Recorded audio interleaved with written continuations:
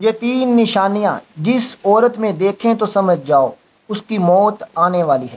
حضرت علی نے فرمایا موت سے کچھ دن پہلے کسی عورت میں یہ تین علامتیں ظاہر ہو جائیں تو سمجھ جاؤ کہ اس کی موت قریب آ چکی ہے اور چند دنوں کے اندر وہ عورت مرنے والی ہے۔ بسم اللہ الرحمن الرحیم۔ اللہ تعالیٰ نے قرآن مجید میں موت کو اجل سے تعبیر فرمایا ہے۔ اجل کے معنی ہے کسی چیز کا مقررہ وقت جب کسی قیمت پر نہ ٹلے۔ موت ایک ایسی حقیقت ہے کہ جس سے انکار کسی کے لیے بھی ممکن نہیں ہے۔ ہر ایک جانتا ہے کہ ایک دن اس کی دنیاوی زندگی کا تسلسل یقیناً ختم ہو کر رہے گا، اور جب اس کی موت کا وقت قریب آئے گا تو دنیا کی کوئی طاقت، اعلیٰ سے اعلیٰ سائنسی اسباب و وسائل اس کو موت سے نہ بچا سکیں گے۔ قرآن مجید کی سینکڑوں آیتوں میں موت، حشر، جنت، دوزخ کی تفصیلات کا ذکر کیا گیا ہے، اور لوگوں کو اس اٹل حقیقت کے لیے تیار رہنے کا حکم فرمایا گیا ہے۔ ہر جان موت کا مزہ چکھنے والی ہے، اور تمہارے اجر پورے کے پورے قیامت کے دن ہی دیے جائیں گے۔ پس جو کوئی دوزخ سے بچا لیا گیا اور جنت میں داخل کیا گیا وہ واقعتاً کامیاب ہو گیا، اور دنیا کی زندگی دھوکے کے مال کے سوا کچھ بھی نہیں ہے۔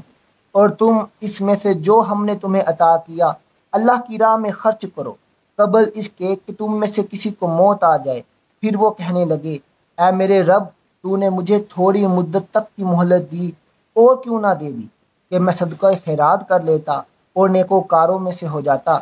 اللہ ہرگز کسی شخص کو مہلت نہیں دیتا جب اس کی موت کا وقت آ جاتا ہے، اور اللہ ان کاموں سے خوب آگاہ ہے جو تم کرتے ہو۔ یہاں تک کہ جب ان میں سے کسی کو موت آ جائے گی تو وہ کہے گا اے میرے رب، مجھے دنیا میں واپس بھیج دے تاکہ میں اس دنیا میں کچھ نیک عمل کر لوں جسے میں چھوڑ آیا ہوں۔ ہرگز نہیں، یہ وہ بات ہے جسے وہ بطور حسرت کہہ رہا ہوگا، اور ان کے آگے اس دن تک ایک پردہ حائل ہے جس دن وہ قبروں سے اٹھائے جائیں گے۔ لیکن اس کے مقابل یہ بھی ایک عجیب حقیقت ہے کہ موت جتنی زیادہ یقینی ہے اتنی ہی لوگوں میں اس سے غفلت اور عدم توجہ پائی جاتی ہے، حتیٰ کہ مجلسوں میں موت کا ذکر تک ناپسند کیا جاتا ہے۔ یہ غفلت ایمانی تقاضے کے بالکل برخلاف ہے۔ مومن کی شان یہی ہے کہ وہ کثرت سے موت کو یاد کیا کرے، اور جہاں تک ممکن ہو آخرت کی تیاری کے لیے ہر وقت فکر مند رہنا چاہیے۔ رسول اللہ صلی اللہ علیہ وسلم نے فرمایا دنیا میں اس طرح رہو جیسے تم ایک راہ چلتے مسافر ہو یا کسی منزل کے راہی۔ حضرت عبداللہ بن عمر کہا کرتے تھے جب شام ہو جائے تو صبح کا انتظار نہ کرو، اور جب صبح ہو جائے تو شام کا انتظار نہ کرو۔ بیماری سے پہلے صحت کو اور موت سے پہلے زندگی کو غنیمت سمجھو۔ دنیا کی عیش و عشرت میں کھو کر آخرت کو بھول جاؤ گے تو موت کے وقت پچھتاؤ گے، کاش میں نے آخرت کے لیے کوئی زاد راہ جمع کیا ہوتا۔ اسی طرح بیماری کے عالم میں انسان انتہائی چاہت و خواہش کے باوجود بہت سے کام نہیں کر سکتا۔ عالم صحت میں جب انسان کی ساری توانائیاں عروج پر ہوتی ہیں، وہ اعمال خیر کیوں بجا نہیں لاتا کہ بعد میں کف افسوس نہ کرنا پڑے۔ اسی لیے کہا گیا دنیا آخرت کی کھیتی ہے، یعنی دنیا میں ایمان و عمل کی جو فصل کاشت کرو گے آخرت میں اسی کا پھل ملے گا۔ اشعث ابن اسلم کہتے ہیں کہ حضرت ابراہیم علیہ السلام نے ملک الموت جن کا نام اسرائیل ہے دریافت کیا کہ اگر ایک آدمی مشرق میں ہو اور دوسرا مغرب میں، دونوں کا وقت ایک ہو، کسی جگہ میں روح قبض کرنی ہو جہاں وبا پھیلی ہو یا جنگ ہو رہی ہو، تو تم کیا کرتے ہو؟ انہوں نے کہا اللہ کے حکم سے روحوں کو بلاتا ہوں، وہ میری انگلیوں کے درمیان سما جاتی ہیں تو میں انہیں قبض کر لیتا ہوں۔ ایک روایت میں یہ بھی ہے کہ پوری زمین ملک الموت کے لیے ایک پلیٹ کی طرح ہے، وہ جسے چاہتا ہے اس میں سے لے لیتا ہے۔ وہب ابن منبع کہتے ہیں کہ ایک بادشاہ نے کسی جگہ جانے کا ارادہ کیا، پہننے کے لیے بہترین لباس منگوایا، سواری کے لیے بہترین سواری منگوائی، اس پر سوار ہو کر بڑی شان و شوکت اور متکبرانہ انداز سے نکلا کہ اس کے نزدیک کسی آدمی کی کوئی اہمیت نہ تھی۔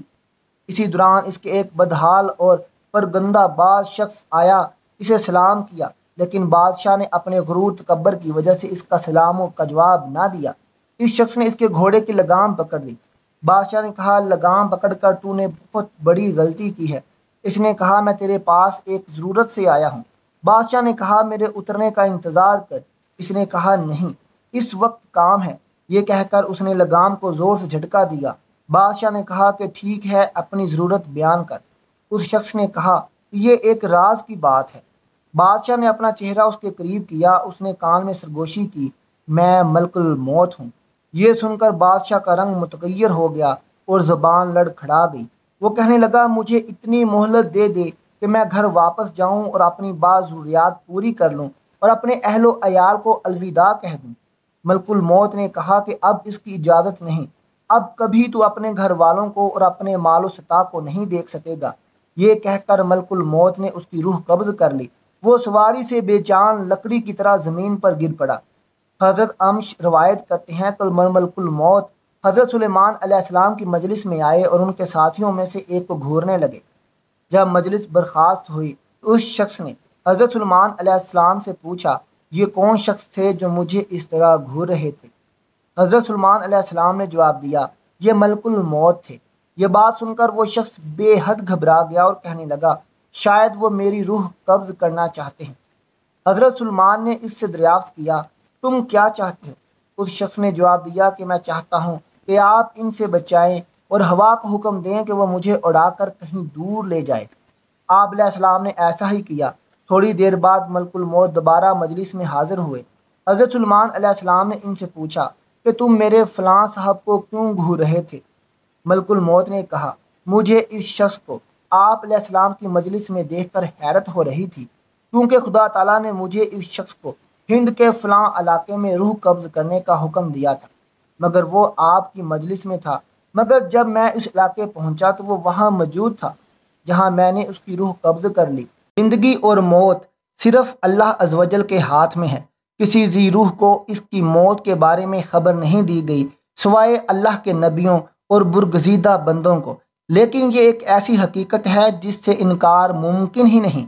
کل نفس ذائقۃ الموت کے ہر ذی روح کو موت کا ذائقہ چکھنا ہے۔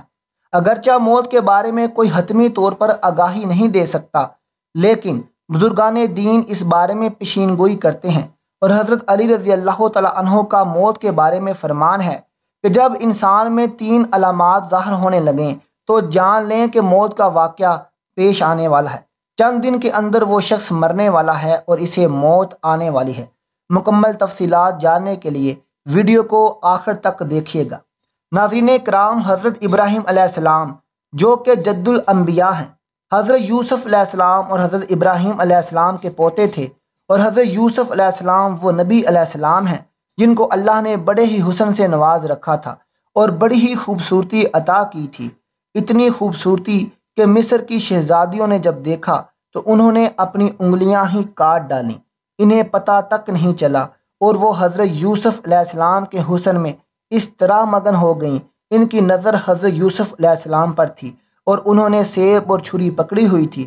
سیب کی جگہ وہ اپنے ہاتھ کاٹتی رہیں، انگلیاں کاٹتی رہیں اور انہیں پتہ تک نہ چلا۔ حضرت یوسف علیہ السلام اس قدر خوبصورت تھے۔ حضرت یوسف علیہ السلام حضرت ابراہیم علیہ السلام کے پوتے جبکہ حضرت یعقوب علیہ السلام کے بیٹے تھے۔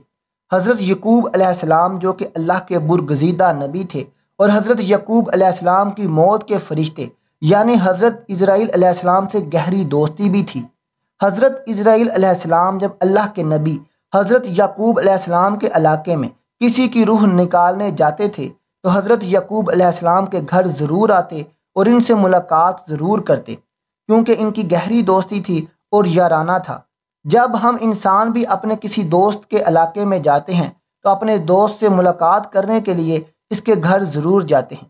اسی طرح اسرائیل علیہ السلام جب بھی اس علاقے میں چکر لگاتے تو اپنے دوست یعنی حضرت یعقوب علیہ السلام سے ضرور ملاقات کرتے ہیں۔ کہتے ہیں کہ فلاں کی جان قبض کرنے جا رہا ہوں یا فلاں بن فلاں کی روح نکالنے جا رہا ہوں۔ بہت گہری دوستی تھی۔ تو حضرت یعقوب علیہ السلام نے ملک الموت سے فرمائش کر رکھی تھی کہ اے میرے دوست، جب تم میری روح نکالنے آؤ گے یعنی مجھے اس دنیا سے پردہ دینے کے لیے آؤ گے تو مجھ سے وعدہ کرو کہ تم مجھے ضرور بتا کر آؤ گے۔ موت کے فرشتے نے اپنے دوست یعنی حضرت یعقوب علیہ السلام سے حامی بھر لی کہ میں جب بھی آپ کی روح نکالنے آؤں گا تو پہلے آپ کو اس بات سے باخبر کر دوں گا۔ دونوں دوستوں کے مابین یہ بات طے ہو گئی۔ حضرت یعقوب علیہ السلام کی زندگی کے دن گزرتے گئے، چلنے پھرنے کی سکت ختم ہو گئی، کھانے پینے کی لذت ختم ہو گئی، یعنی زبان کا ذائقہ ختم ہوتا گیا۔ اللہ کے نبی کی کمر ٹیڑھی ہو گئی اور آپ جھک گئے۔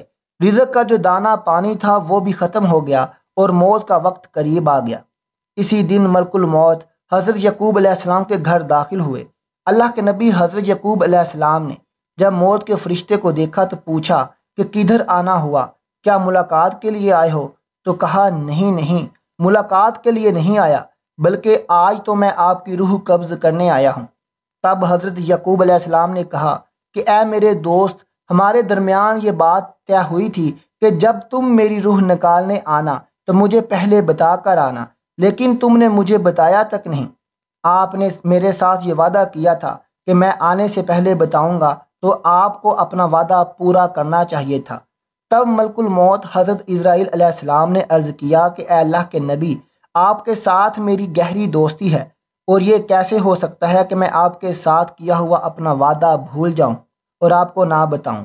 اے اللہ کے نبی اور میرے پیارے دوست، میں نے آپ کو ایک بار نہیں، دو بار نہیں، بلکہ پورے 7 بار بتایا کہ میں آپ کی روح قبض کرنے کے لیے آ رہا ہوں۔ پورے 7 بار آپ کو مطلع کرنے کے بعد ہی آپ کے پاس آیا ہوں۔ حضرت یعقوب علیہ السلام حیران ہوئے اور پوچھا کہ وہ کیسے؟ ملک الموت نے عرض کیا کہ اے اللہ کے نبی، کیا آپ کو یاد ہے کہ آپ کے علاقے میں نے فلاں بن فلاں کی روح نکالی تھی، اور اس بوڑھے انسان کی موت کے بعد اس کی تدفین بھی آپ نے ہی اپنے ہاتھوں سے کی تھی؟ حضرت یعقوب علیہ السلام نے کہا کہ جی ہاں، مجھے یاد ہے۔ تو ملک الموت نے مزید کہا کہ آپ ہی کے علاقے میں نے فلاں بن فلاں ایک بچے کی روح بھی نکالی تھی، کیا آپ کو اس کے بارے میں بھی یاد ہے؟ حضرت یعقوب علیہ السلام نے فرمایا کہ مجھے اچھی طرح سے یاد ہے۔ تب موت کے فرشتے نے کہا کہ اے نبی، میں صرف ان کی روح قبض کرنے ہی نہیں آتا تھا، بلکہ آپ کو بار بار بتانے بھی آتا تھا کہ آج ان کی باری ہے، کل آپ کی باری تیار ہو جائیں۔ آج اس بوڑھے کی باری، آج اس بچے کی باری، اور آج اس نوجوان کی باری ہے، تو کل آپ کی بھی باری آنے والی ہے۔ اے اللہ کے نبی، میں آپ کو ایک بار نہیں بلکہ 7 بار بتا چکا ہوں۔ محترم ناظرین کرام، موت کا فرشتہ جب ہمارے ہمسائے کی روح نکالنے آتا ہے تو وہ صرف اس کی موت کا سامان لے کر نہیں آتا، بلکہ ہمیں بھی بتانے آتا ہے کہ آج اس کی باری ہے، کل آپ بھی تیار ہو جائیں۔ تو اس سے ثابت ہوتا ہے کہ جب محلے میں موت کا فرشتہ آ جائے اور کسی کی روح نکال کر لے جائے تو اس محلے کے باقی رہنے والے بھی تیار ہو جائیں کہ آج اگر میرا یہ گھر دوست، ہمسایہ یا رشتہ دار مر گیا ہے، یا آج میرا بھائی یا میرا باپ یا اس دنیا سے کوئی بھی چلا گیا ہے، میری ماں چلی گئی ہے، یا کوئی بھی جا سکتا ہے، تو صرف وہی نہیں گیا بلکہ کل اس کے پیچھے میں بھی جانے والا ہوں۔ ناظرین اکرام، یہ زندگی کے لمحات ہم سب زندہ لوگوں کے لیے غنیمت ہیں، اس لیے ان لمحات کو غنیمت جانو اور ضائع نہ کرو، برباد مت کرو۔ برف کی طرح یہ زندگی پگھلتی جا رہی ہے۔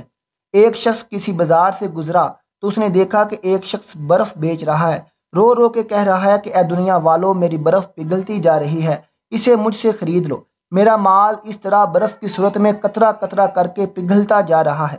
میں ایک ایسا شخص ہوں جس کا مال پگھلتا جا رہا ہے، میری برف قطرہ قطرہ کر کے پانی بنتی چلی جا رہی ہے۔ تمہیں خدا کا واسطہ ہے، مجھ سے یہ برف خرید لو، کیونکہ اگر میری یہ برف ایسے ہی پگھلتی رہی تو میرا نقصان ہو جائے گا اور مجھے خسارے کا منہ دیکھنا پڑے گا۔ کسی سننے والے نے، سمجھدار انسان نے، اس کے قریب جا کر اس سے کہا کہ بھائی، جس طرح تیری کہانی ہے بالکل اسی طرح میری بھی کہانی ہے۔ برف والے شخص نے پوچھا کہ وہ کیسے؟ اس نے کہا جناب، تیری برف پگھلتی جا رہی ہے جبکہ میری قیمتی زندگی پگھلتی جا رہی ہے۔ جس طرح قطرہ قطرہ کر کے تیری برف پگھلتی جا رہی ہے، اسی طرح لمحہ لمحہ کر کے میری زندگی پگھلتی جا رہی ہے۔ اگر تو اپنی برف پگھلنے سے پہلے پہلے بیچ لے گا تو بدلے میں کچھ نہ کچھ پا لے گا، تجھے خسارے کا منہ نہیں دیکھنا پڑے گا، نقصان کا منہ نہیں دیکھنا پڑے گا، اور تو فائدے میں رہے گا۔ بالکل اسی طرح مجھے بھی نقصان کا سامنا کرنا پڑے گا، یعنی اگر میں اپنی زندگی کی برف پگھلنے سے پہلے پہلے کچھ اعمال نہ کما لوں تو مجھے بھی قیامت کے دن خسارے کا سامنا کرنا پڑے گا۔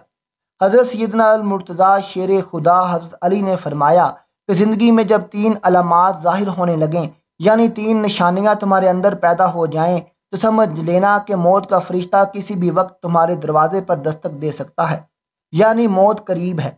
نمبر 1، جب سیاہ بال سفید ہو جائیں۔ نمبر 2، جب بدن سے توانائی ختم ہو جائے۔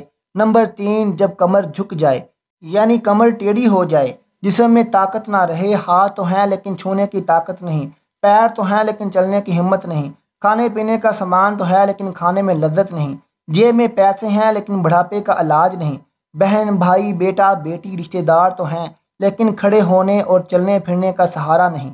جب یہ علامات ظاہر ہونے لگیں تو سمجھ لیں کہ موت قریب ہے۔ ان علامات کے ظاہر ہو جانے پر اس سے پہلے کہ موت کے آہنی ہاتھ ہمیں اپنے شکنجے میں لے لیں، ہماری روح ہمارے جسم کو چھوڑ کر خالق حقیقی کی جانب رواں دواں ہو جائے، ہمیں چاہیے کہ اللہ کو اور اس کے رسول صلی اللہ علیہ وسلم کو راضی کر لیں۔ حضرت ابن ابی کعب رضی اللہ تعالیٰ عنہ سے روایت ہے کہ جب رات کا تہائی حصہ گزر جاتا ہے تو حضور نبی صلی اللہ علیہ وسلم اٹھ کھڑے ہوتے اور فرماتے، اے لوگو اللہ تعالیٰ کو یاد کرو، اے لوگو اللہ تعالیٰ کو یاد کرو، قیامت کا پہلا نفع آ چکا، دوسرا نفع اس کے تابع ہوگا۔ موت اپنی ہولناکیاں سمیت آ چکی ہے، موت اپنی سختیوں سمیت آ چکی ہے۔